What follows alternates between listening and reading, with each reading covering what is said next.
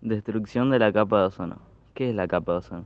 Antes de hablar de la destrucción de la capa de ozono, creo que debemos decir qué es la capa de ozono. La capa de ozono es una parte de la estratosfera que está formada por moléculas de ozono, un gas incoloro que requiere de condiciones de temperatura y presión atmosférica muy específicas para su existencia. Se encuentra entre los 10 y los 50 kilómetros de altura sobre el nivel del mar. Actúa como una capa protectora natural que filtra el paso de los rayos solares UVA y absorbe la potente radiación ultravioleta UVB, impidiendo que sus componentes dañinos atraviesen la atmósfera y caigan directamente en la superficie terrestre. De esta manera, la función de la capa de ozono es permitir la vida en el planeta. Pero en los últimos 100 años el hombre ha sido responsable de que esa capa haya comenzado a deteriorarse. En 1974 se publicaron por primera vez cuáles eran las principales amenazas para la conservación de la capa de ozono.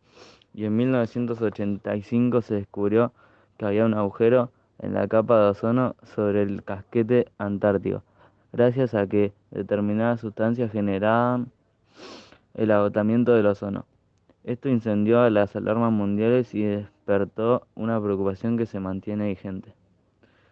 ¿Dónde se encuentra la capa de ozono? La capa de ozono rodea a la Tierra y se encuentra ubicada entre los 20 y 30 kilómetros de altura. ¿Cuáles son las causas de la destrucción de la capa de ozono? La destrucción o adelgazamiento de la capa de ozono no es más que la disminución de la cantidad de ozono en la estratosfera terrestre. Se produce principalmente por la liberación de átomos de cloro y bromo, que son los que destruyen el ozono. Entre las causas naturales que contribuyen al agotamiento de las capas de ozono se encuentran las erupciones volcánicas, las corrientes de aire de la estratosfera, la actividad solar, las bajas temperaturas, especialmente en el invierno, que hacen que aumentan los niveles de cloro y de bromo, elementos que acaban rápidamente con el ozono. Por eso en la Antártida, en el Polo Sur, es donde tiene su origen el agujero de la capa de ozono. Allí el frío extremo y las grandes cantidades de luz aceleran la conversión de los clorofluorocarbonos en cloro. La Antártida es entonces la zona con menos ozono del planeta. El calentamiento global es causa y efecto de la destrucción de la capa de ozono. Por un lado es perjudicial, pero por el otro permite su regeneración. La subida de temperatura en la superficie terrestre conlleva una disminución en la estratosfera, donde se concentra el 90% de las reservas de ozono. Ahora bien, mientras más grande se hace el agujero en la capa de ozono, mayor será el aumento de la temperatura terrestre. Pero ese proceso natural deja de ser equilibrado cuando la actividad humana entra en juego.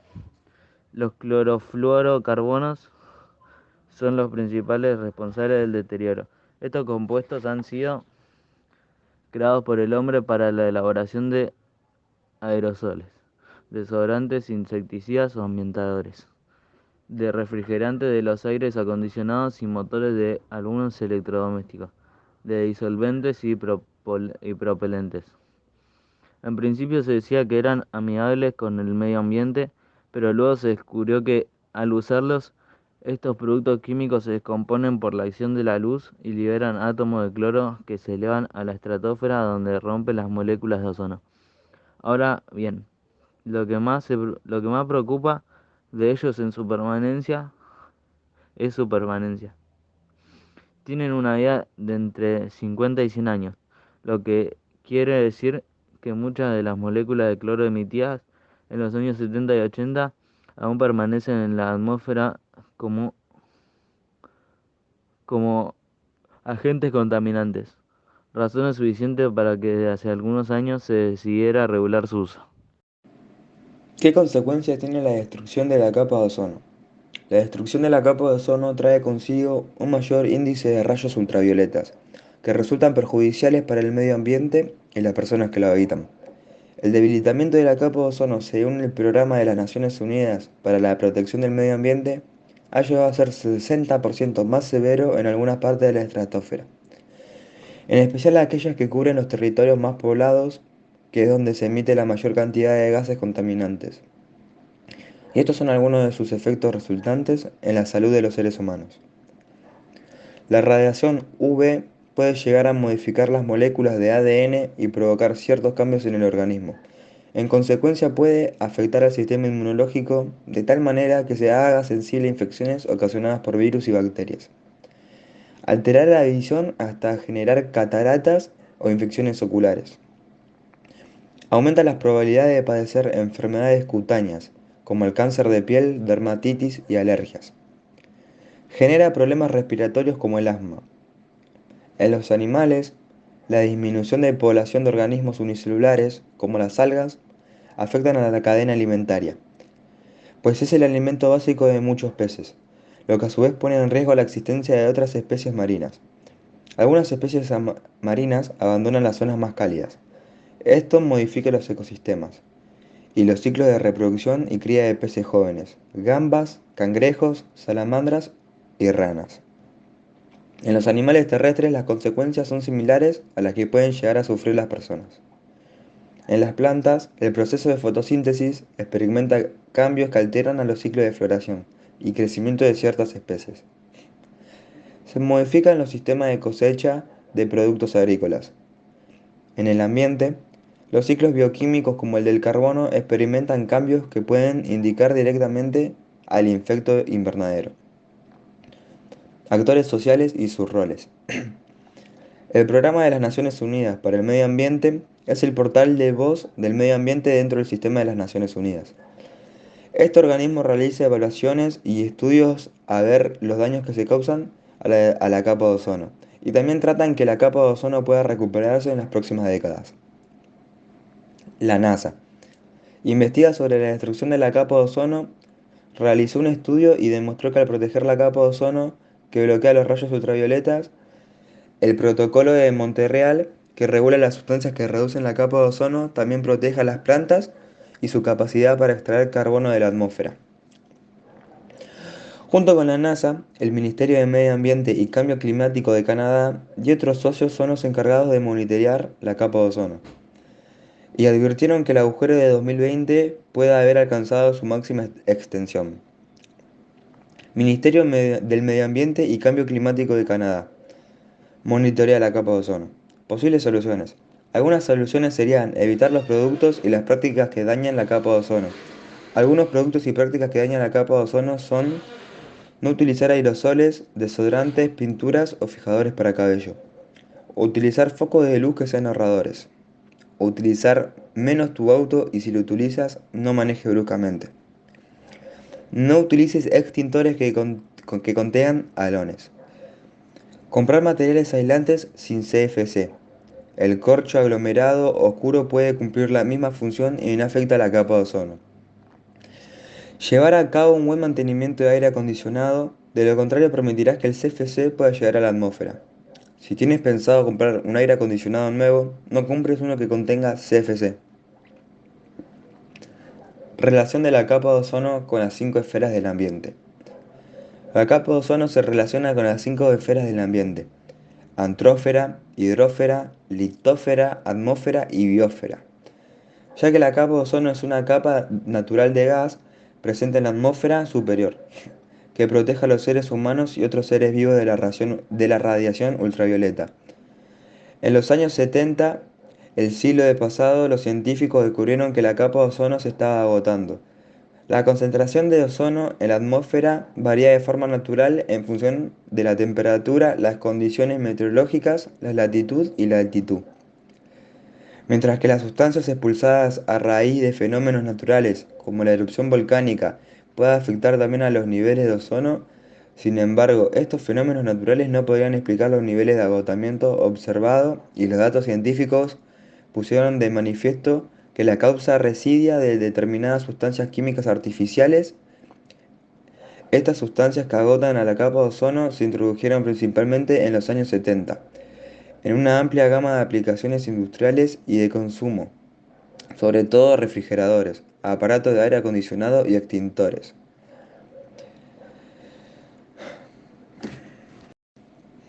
El agotamiento de la capa de ozono provoca un aumento de los niveles de radiación ultravioleta en la superficie terrestre, que es perjudicial para la antrósfera. Entre los efectos negativos se incluye el aumento de casos determinados de tipos de cáncer de piel, las cataratas y los trastornos inmunitarios en los seres vivos, la biosfera. La radiación UV también afecta a los ecosistemas terrestres y acuáticos.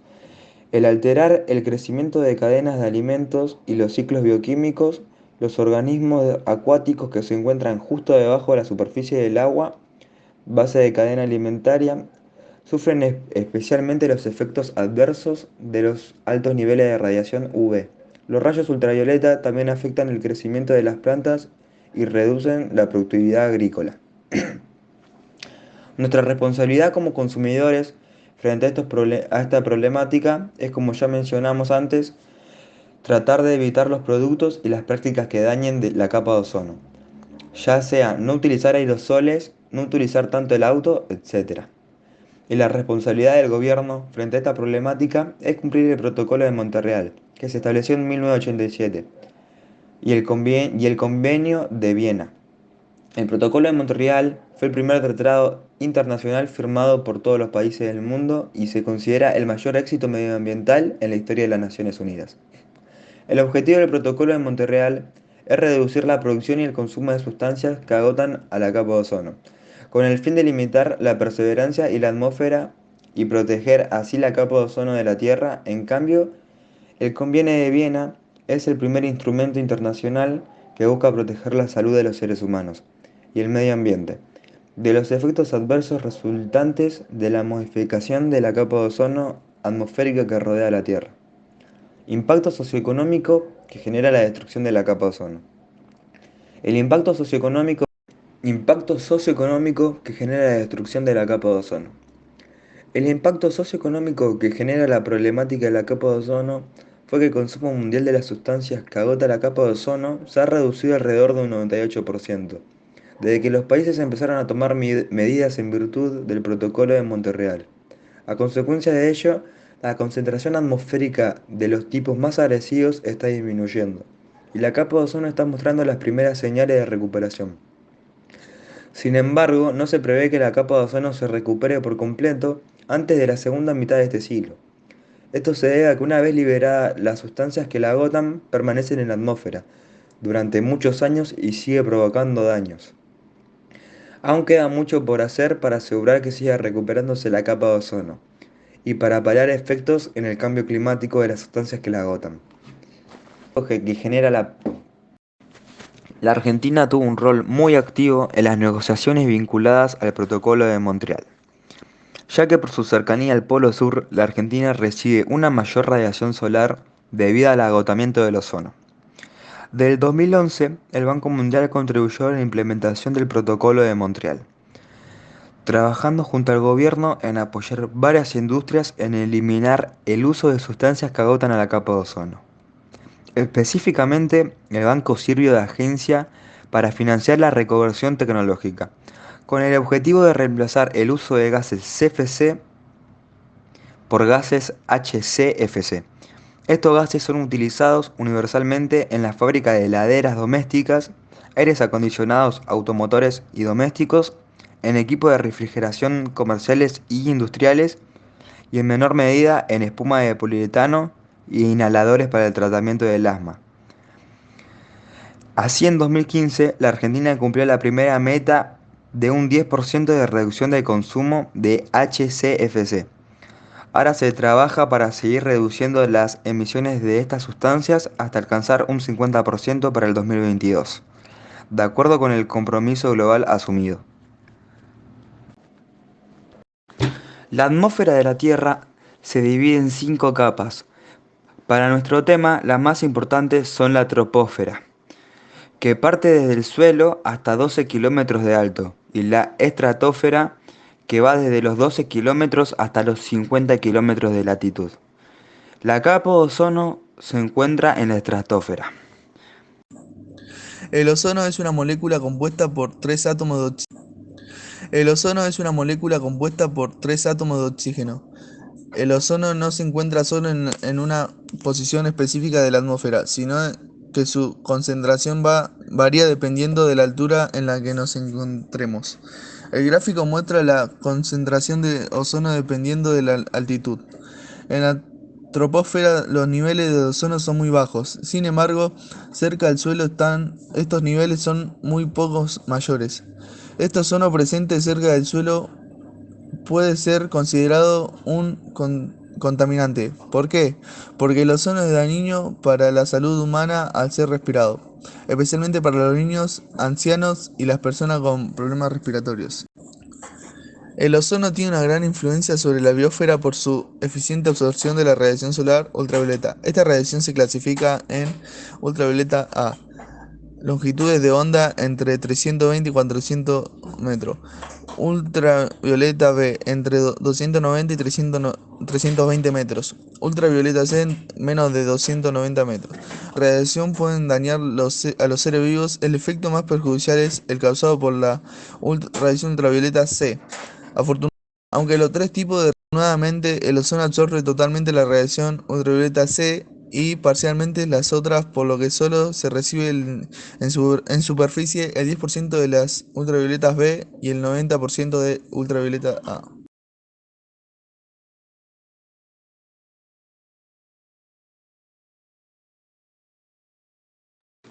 Formación de ozono estratosférico. El ozono estratosférico se forma en la atmósfera cuando la radiación ultravioleta alcanza la baja estratosfera y disocia las moléculas de oxígeno en oxígeno atómico. Posteriormente, el oxígeno atómico se combina rápidamente con otras moléculas de oxígeno para formar el ozono, de acuerdo al siguiente mecanismo de Chapman. Para romper el enlace del O2, la energía solar debe ser fuerte. Radiación ultravioleta con longitud de onda menor de 240, no sé qué dice ahí, que pertenece a la categoría de radiación UVC, que es la mayor, que es la de mayor contenido energético de la radiación UV. La reacción de la figura 1 ocurre continuamente y la zona de mayor producción de ozono es la estratosfera tropical, ya que es donde se presenta la mayor incidencia de la radiación UV sobre la Tierra. Una fracción muy baja de ozono formado en la estratosfera puede ser transportada hacia la troposfera, influenciando la cantidad de ozono cercana a la superficie. La interacción de la radiación ultravioleta con el oxígeno a la altura de la estratosfera produce continuamente ozono. La molécula de ozono gasta la mayor parte de su vida absorbiendo la radiación UV, principalmente radiación UVB. Este proceso de absorción ocurre cuando el rayo de radiación UV rompe la molécula de ozono O3 en una molécula de ozono O2 de oxígeno O2 y un átomo de oxígeno O, seguido por la recombinación del átomo del oxígeno con otra molécula de oxígeno para reformar el ozono. En este proceso, la radiación UV es convertida en energía calorífica. Este proceso se puede representar químicamente como M. Es una molécula que acompaña la colisión y que no se afecta por la radiación. La capa de ozono es una capa natural de gas presente en la atmósfera superior, que protege a los seres humanos y a otros seres vivos de la radiación ultravioleta, nociva del Sol. La capa de ozono filtra la mayor parte de radiación ultravioleta nociva del Sol, por lo que es crucial para la vida en la Tierra. La figura 2 muestra el espectro de absorción combinada de los principales absorbentes de la radiación solar en alta atmósfera. Igualmente se observa la altitud a la que las respectivas partes de la radiación llegan. La luz por debajo de los 200 metros se bloquea en la ionosfera y mesosfera por el nitrógeno, el oxígeno y los átomos del oxígeno. La luz de entre 200 y 320 metros llega más abajo en la atmósfera por debajo de los 50 kilómetros, donde es observada parcial y principalmente por el ozono. Finalmente, la radiación de más de 320 metros alcanza la superficie de la Tierra.